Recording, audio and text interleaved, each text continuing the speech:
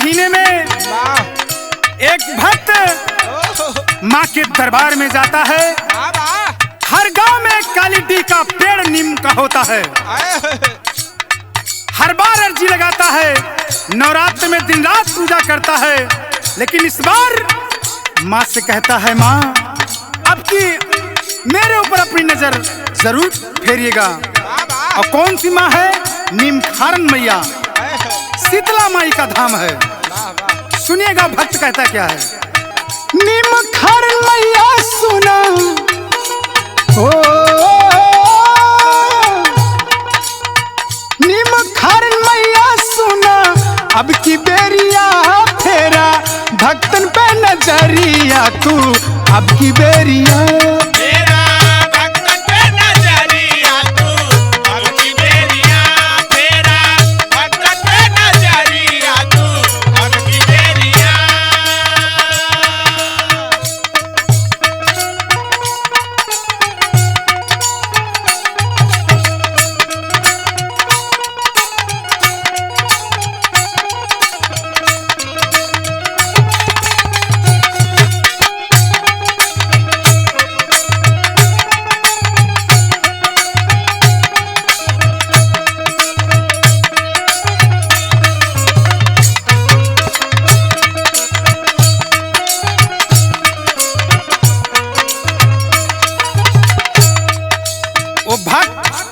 माँ से कहता है, माँ मुझे दर्शन दीजिए। जब तक आप दर्शन नहीं देंगी तब तक मैं आपके द्वार से नहीं जाऊंगा।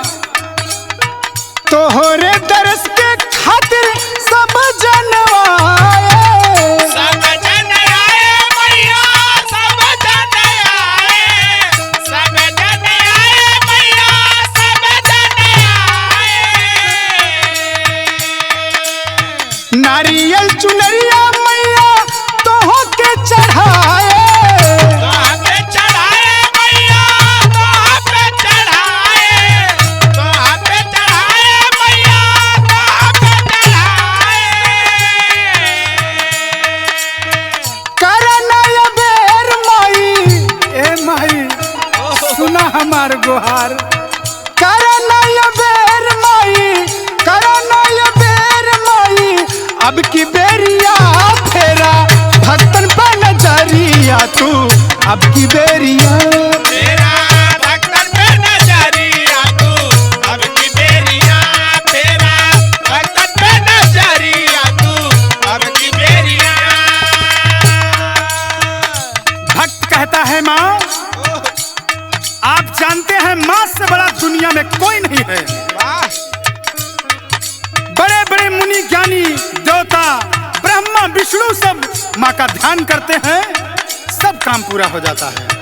उसी पे भक्त कहता है, माँ सुर नर मुनि सब आस लगाए, आस लगाए मैया, आस लगाए, आस लगाए मैया, आस लगाए। सब परेशान बाटे असुर के सताए, असुर के सताए, असुर के सताए, असुर के सताए, असुर के सताए। जिनकर देर मैया अब की बेरिया फेरा भक्तन पर नजरिया तू, अब की बेरिया फेरा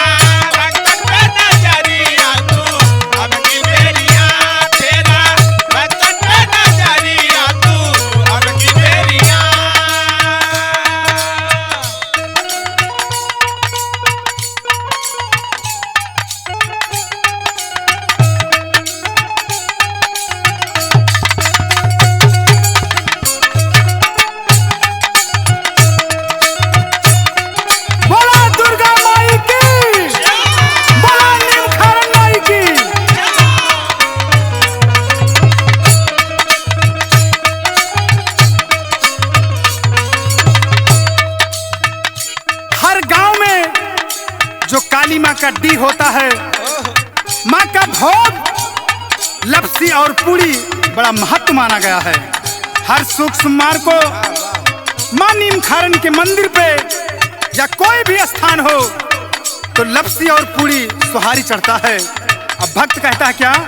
सुख सुमार माई तोहरा मदीनावा, तोहरे मदीनावा हो, तोहरे मदीनावा, तोहरे मदीनावा हो, तोहरे मदीनावा।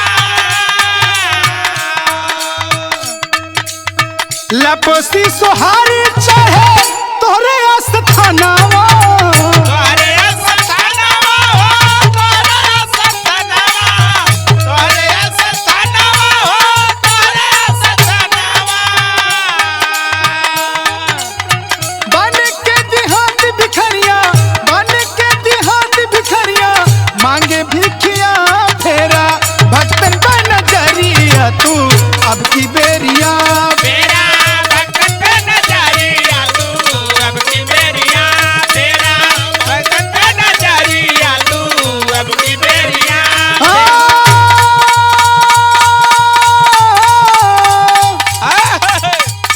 नीम खारन माई सुना, नीम खारन माई सुना, अब की बेरिया फेरा भक्तन पे नजरिया तू